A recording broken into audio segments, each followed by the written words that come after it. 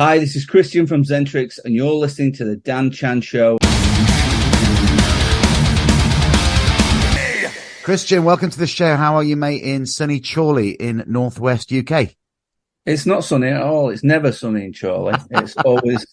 What's the weather like at the moment? Is it grim? It's freezing. It's freezing at the minute, which is good, because it should be freezing. Exactly, that's right. It's December. Of course, getting Christmassy now. So the reason you are here is because the new album 7 Words is out now. It's an awesome album, mate. It's been out a few weeks, and how are you enjoying the reviews up to now? Are you happy with the response? Yeah, very much so. It's always nice to hear people like it. We don't make the music so that people like it. We make it just because we make it, and we hope that people like it. Yeah. But it is nice, I'm not going to lie to you. It's always good when you get, people you hear that when they spent the hard-earned money that they're actually enjoying it. So it's quite cool. That's right. And are you one of the kind of the band or the kind of person that would go out looking for the reviews, or do you wait for the label to send you the reviews, or do you just stumble upon them, or do you keep away from them? No, we kind of come across them, we're all sort of, people tag us in. So we come across them sometimes before the label do, and so we respond to them. And it's good. It's good to see that the response around the world so far is pretty impressive for the album. Of course. Now, I believe this album was born out of the pandemic and all that, and obviously, like many bands, you use that downtime to write some new stuff. That's right, isn't it? Yes, that's exactly right. We did exactly the same as probably every other musician on the planet. As soon as we were locked away, we used the time to try and be productive. Yeah. And what was it? What was the process like? Was it a case of, right, we can't do anything, guys? Were you able to get together to thrash it out in a room to write, or were you sending files over emails? How did it progress? Yeah, well, at first we couldn't get together because of the restrictions. So it was just, I just started writing stuff and used the technology. Even though we're getting on a bit, we still try and use the technology. We're not quite that old that we can't use WhatsApp and things to send each other stuff. And that's how we did it. It's like just use the available software that you can you get brilliant drum stuff and even bass stuff now, the Easy Bass and Superior Drummer, and you can knock together quite good demos by yourself. So we were doing that, sending it backwards and forwards until we could actually meet and then, get together and the other guys could put their sort of flavour on it. Was that the first time you've recorded that way? Written that way with using technology like that? No, we did the last one like that. It makes life easier. Basically because our singer lives in Bristol and he's like 3.5 hours away. So getting together is kind of like, it's not something we do all the time. The other three of us get together quite a lot. So, I'll bounce ideas off them, but we use technology all the time to just sort of sit, make demos and see how we're getting on. Compare that to what that was like in the 80s. Yes. Well, the old days, obviously it was a cassette that you put in, right, and you press play and record at the same time in the room. And that was our demo making machine, and literally in the old days, we just got together and just bang stuff out, like you say, but you don't have to do that these days. And there's advantages and disadvantages, but this is how we're doing it now, Because I was speaking to Tom Angel Ripper from Sodom last week, and we were talking about how the internet has it helped or hindered music, in the last 30, 40 years. What's your opinion of that for a band's perspective? Well, I think it is a double-edged sword, isn't it? Because it helps because it gets your music and your name out there, but it means that all your music is out there basically for free. So you've not really got that revenue stream of selling CDs and records. You still got it, but not to the same extent. So it's a funny one. But I mean, this is you just got to accept it and move on, haven't you? You can't. Yeah. If you don't want to be involved, don't be there. It's also diluting the market a little bit, isn't it? I suppose so, but I mean, I don't know. I quite like it in that. I quite like seeing, I think it's quite humbling in a way that you think you're good at getting quite good on guitar, and then some 8-year-old kid from Brazil absolutely just like calls you with what he can play. It's like it's all right. That's the way the world should be. They should be. They've always been there. They've always been good players. It's just that we've never heard of them. So just Yeah. letting everybody know about them. So Good angle. Good. I'll let you have that. Now, what's the tone and feel of this album? You know, what's the theme, if any? What's the lyrical vibe of it? well, this is the first one for a while where I haven't written most of the lyrics. In fact, I've only written one of the lyrics on this. It's mainly down to Jay. So I have to ask him what the songs are about. But I mean, 7 Words itself, the song's about change and revolution and wanting things to be different, you know. So you could say that's kind of like the basis of the record, really, lyrically. Yeah. But we tend to, on this record, we didn't want to try and reinvent ourselves. We just wanted to make the best Xentrix album we could make. We weren't looking to sort of break any new boundaries or be anything different. Yeah. We just wanted to just like write the best songs we could write. Of course. And you've said like that you like to experiment on every record. Have you ever done something and thought, nah, not that. That's not the way we want to go. Does that happen a lot with you guys? It has happened, and unfortunately they've been put out. But yeah, I mean, we experiment in little ways. We don't like try and, you know, wheel in like medieval instruments and do things like that. You know, we're not being that, or we're not doing pirate metal, or we're not doing like funk metal or anything. You know, we kind of, but we'll sort of like experiment with like bits of technology and bits of things like that are sort of out of our comfort zone. Yeah. So we always feel that's an experiment. You know, different time signatures and things like that we mess about with, but that's the extent of our experimentation, I'd say. So you experiment more in the writing process more than you do in the mix and mastering area, where you can put those little finishing touches on. Definitely. I mean, to be honest, we don't have a lot to do with that. On the last 2 records, we just let Andy do it. Yeah. You know, because he's the only person. I'm quite controlling with this band, so I keep everything. You know, I make all the decisions, and everything comes past me. And he's the only person where I just let go of the reins. Yeah, and you've got to, don't you? I just say, you know, no, it's whatever you think, mate. And he'll go, what do you want to do with this? And I'll go, whatever you think. Yeah, exactly. Well, I was going to say, you've touched upon it. You know, the album was mixed and mastered by the now legendary Andy Sneap. You know, what's it like to work with him? I mean, he's got such a name for himself now, Mr. Mel. I mean, yeah. I mean, we've known Andy since like 88, I think. Yeah. So, you know, he's kind of a friend. And was that when he was in Godsend? Was it God? I remember him from the Nottingham days. Sabbath. That's it. And then he was in a band called Godsend, I think, from Nottingham as well. That was after Sabbath, I think. Yeah, that's right. Yeah, that was actually with guy from Slammer was in that as well. Yeah, it's you know, it's like from Magnet Studio days in Nottingham. That's when I knew him from. Yeah. How things have moved on for him. I mean, getting the priest gig. I mean, what did you think to that when he got that? Oh, it's amazing. I mean, he actually he let me know before anyone else sending me things. So you're not going to believe it, mate. He was like, you know, he said, because I was like, oh, you're going to get up and play Breaking the Law at a gig? Is that what you're telling me? You know, I'm like, yeah, I was really jealous of that. Yeah. And he was like, no, I'm like, they've asked me to play like tour, you know. Like, wow. You're joking. So he was, you know, it's great for him because he's absolutely living the dream. He's loving it. We're all, you know, Andy's the biggest heavy metal fan. That's one of his greatest attributes. He knows what he's doing with music technology, but his greatest attribute is he knows about heavy metal, and you know, he knows how to make things sound a certain way and how they should sort of go. That's why, if I could pick anyone, if money wasn't an option, you know, and I'd pick anyone, I didn't know Andy, I'd pick him. Yeah, because he's just exactly the right guy for us, you know. Is it mates rates now? He's a right laugh as well. Is it mates rates? Oh God, yeah. We're not paying the same money as like Dream Theater, I can tell you now. Now, carrying on a theme, Dan Goldsworthy, you know, is a legend in this genre as well. I mean, how did you work with him, and how to get the feeling right for the cover art? He's done previous stuff for you, hasn't he? Yes, Dan did the last one. Yeah.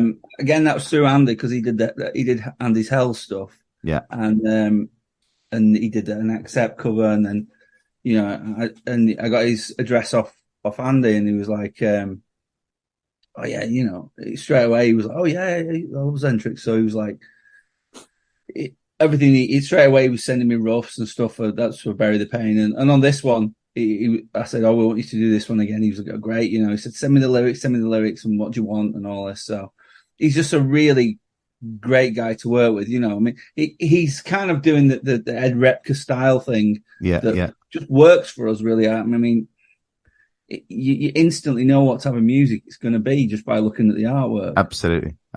And did you let him have full reign on it? Did you have any say? Pretty much. There's a few things that we'll put our two pence within, but it's his artwork really. We'll just say to him like, can you make it like the guy from Fruits Advantage? And first of all, I think he did him with a suit on, and we were like, nah, that doesn't look right. That so like go more sort of Terminator, first Terminator film. So it's like he's meant to have that sort of coat on like Kyle Reese in the first Terminator. Those are the things we throw in, but essentially all the artwork is his.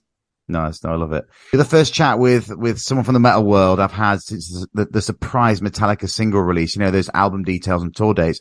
What's your feeling on it all? I mean, firstly, what do you think to the track? And secondly, my gripe is these 2 dates back to back, which is a complete cash cow for them. And also the meet and greets at 7K for a chance to meet 2 members. These are like anti-metal moves in my eyes. What's your opinion? Yeah, definitely. I mean, the track's okay. I'm probably not the best person to ask about Metallica because I haven't really liked them since Puppets, really. Yeah. I know. And I did like them like a lot, but they've kind of just dwindled in my sort of on my playlist, should we say? Yeah. But I think Metallica now have got that football team sort of level, haven't they? That people will just accept them.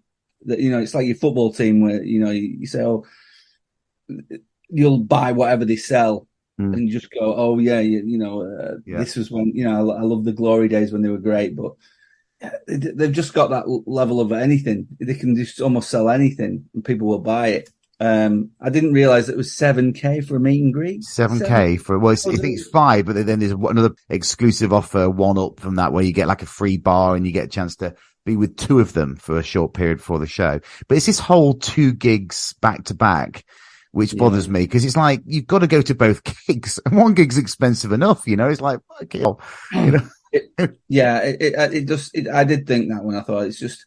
I mean, I'm sure they'll do well and people will buy into it, but they will. It just seems like like say like a non-metal move and not really not really thinking about too corporate the way people's finances are at the minute. Yeah, exactly. Exactly. It's taking advantage. Anyway, they'll do well, I'm sure.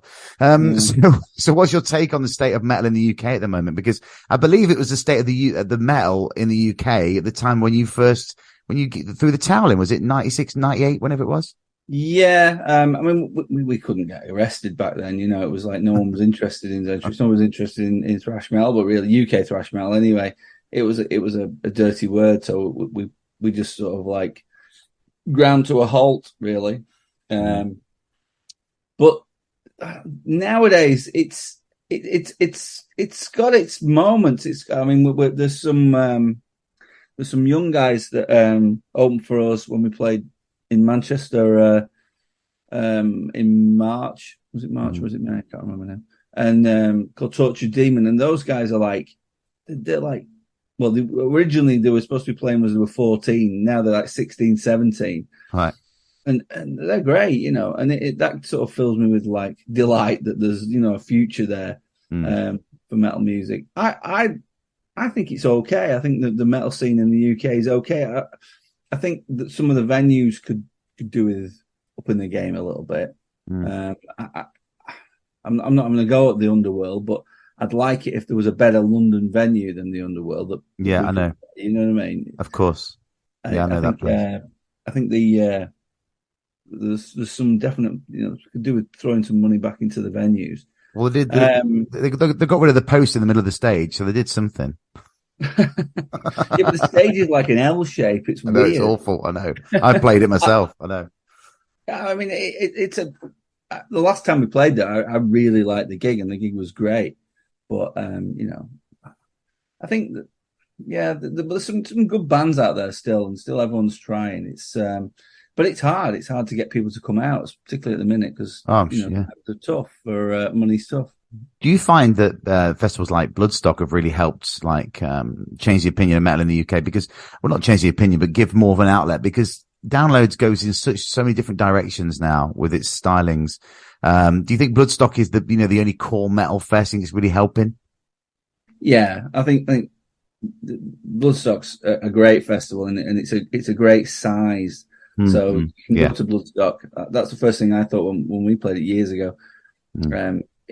It's the size of it. You can just get around it. You can go down the front if you want. You can start at the back if you want. It's not like this vast ocean of people in the way of everything. And I mean, it's still getting the way that as most festivals are, where things are starting to cost ridiculous amounts, and it's like, I can't remember how much it costs now for food. It's like average of like something like £10 for sort of like fast food things, slice of pizza, noodles for 12 quid or something, it was like, it's all down to how much it's costing the vendors to put their caravans there and their mobiles there and stuff like that. So it's just cash everywhere, and it's becoming a very financial chat, Kristian. I know. I'm sorry. No, it's my fault. I've been leading it. Let's get back to some history. So let's get back to when the band first disbanded. What decision was made to do this? And was it like pulling on an old pair of slippers when you started work on Bury the Pain? It kind of was, although we did about a year and a half before we wrote anything, because originally we got back together with the original four, and the idea was just to play shows. And I think it was my fault, really. I was the one that was like got itchy feet, and I was like, no, we should start writing new stuff, because you just like a tribute band to yourself. So let's see if we can see what happens if we start writing. So we wrote Bury the Pain, and then like a couple of the other guys packed it in, so it kind of ground to a halt for a little while. While we found mainly a new singer. Because Chris said he didn't want to, just couldn't be bothered to do it, but he did some demos. Is that right? He did a full album. Did he do the full album? Right. Okay. Yeah, it was all mixed and finished. Right. Okay. Andy wasn't very happy with it. No, I bet. But then you found Jay. How did you find him? Well, it was actually we did a little all-day thing over in Norwich called Thrashosaurus, and his band were on before us, and he came speaking to us, and he was telling us, oh yeah, I'm a big Xentrix fan from back in the day, and blah blah blah, and he bought me a beer, so I was happy with that. Yeah. And then I saw him again after Chris had left at Bloodstock Festival, and he was backstage and I was backstage, and we were just chatting, and I was saying, we're probably going to try and find two people, to replace Chris, because it's hard to find somebody that can do the vocals and play the guitar. So we were like, we'll try and find two people. I said, are you up for doing the guitar? He was like, yeah. So he came up, and he was in the band originally for about 8 months before, right. When we were auditioning other people. And it was only when we kind of like hit quite a few brick walls that I sort of flippantly said to him, oh, bloody hell, you can't do it, can you? And he was like, well, I'll have a go. What? He was like, yeah, I used to do it in such a band, but I haven't done it for years. So he went away and learnt 4 songs, and we just demoed him to see what his voice would sound like. And yeah, that was it. It was like, great, let's carry on. Brilliant. And it's worked out since. I mean, but recently, when the Headbangers Ball tour, Jay couldn't do it. Yeah. So Chris came out to the dates, didn't he? Was that strange? Did it work out okay? Obviously, you should have been playing Scandinavia last night. Was it Gothenburg last night? But you couldn't get it. Was cancelled. So how was that? How was that tour with Violence? It's been a great tour. Yeah, they're all bands were really good, really cool actually, and we all got on really well. The Violence guys are really nice guys actually, because we shared a buzz with them. So we didn't know them from Adam, so it was like quickly got to know them quite well. Yeah. But yeah, it's been really good. Like, it was a shame that we had our new album out and we didn't play anything off it. Because we obviously had Chris back, so it was kind of like a retro set. Wow. But it kind of worked on that tour because Violence, like, they were playing, old stuff. They only did one new song, I think, right. And they were playing old stuff Whiplash were playing old stuff, Artillery were playing old stuff. So it was kind of it kind of worked. Chris did really well. I mean, Jay found out we got offered this tour about 9 months ago, and then Jay found out his wife was pregnant. So he spoke to me and was like, it was him that suggested, why don't you give Chris Astley a call? I was like, well, I don't think he'll do it. But he was well up for it. So I think he was kind of pleased to get the option to go out on a high, really, a bit, because I'm sure he went out on a bit of a low. So he did really well. He did really well. He's not calling you. He's not dropping you calls, is he? Now asking for more stuff. Any awkwardness? No, more gigs? No. In fact, he was quite sort of adamant, really, that this is it now. That's it, finished. Wow. His stuff will go back in the loft. It was, I remember back in, was it 92, buying the Order of Chaos single, after seeing the video on MTV. Was that single pivotal for you? Because it got my attention at the time. That album for us personally, that's not my favorite album. It's like that was when track though. That track, no, definitely not my favorite. It's that whole album that we did back then. That was kind of the time when we were trying to keep things. We were trying to keep things interested, or people interested in us, should I say? It felt like the whole UK thrash was falling apart. It was imploding on itself. All our peers had sort of gone away, and we thought, well, we need to try and change what we're doing, and that never sat right with me, really. So people like that album, and they keep badgering me to put some songs in the set. We have played stuff with it, we have done a few songs from it in the reunion stuff, but it's a weird. That was a weird time for us. Was that you experimenting again? Would you say a little bit? Yeah, we were trying to sort of like find a different angle to ourselves. You know what I mean? I think we lost a bit of our sort of direction, personally. So going back to gigs, what's the Xentrix diary like for 2023? Are you planning tours and festivals for next year off the back of the Headbangers Ball tour? I'm hoping so. I believe there's some stuff in the pipeline that I can't say anything about, but yeah, I'm hoping there's going to be some festivals and a few UK dates. Hoping, but it's not. I've got nothing to tell you at the minute, I'm afraid. Okay. Now tell me as well, because you've done many. Tell me a memorable gig, whether it's a fond memory or something you try to forget. Something, just an anecdote or something like that. I think going back in history times, I mean, my most memorable gig was when I think we opened for Testament. I think it was in January 1990, at Hammersmith Odeon, and that place was like when I was younger, I was a mad fan of Motorhead and the whole No Sleep to Hammersmith album, and looking at the front of that, with the the back, you seen that place, and it was like, oh, we're going to actually play there. It was amazing.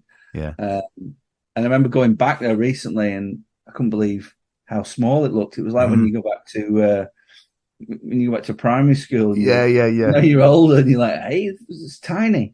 But yeah, that was a definite, like, I remember being like 19, I think, and just absolutely being terrified of playing this massive place and all these people in it, I mean, you played with some bands, with Sepultura, you played with Slayer, Testament. I mean, what was it like playing with these guys?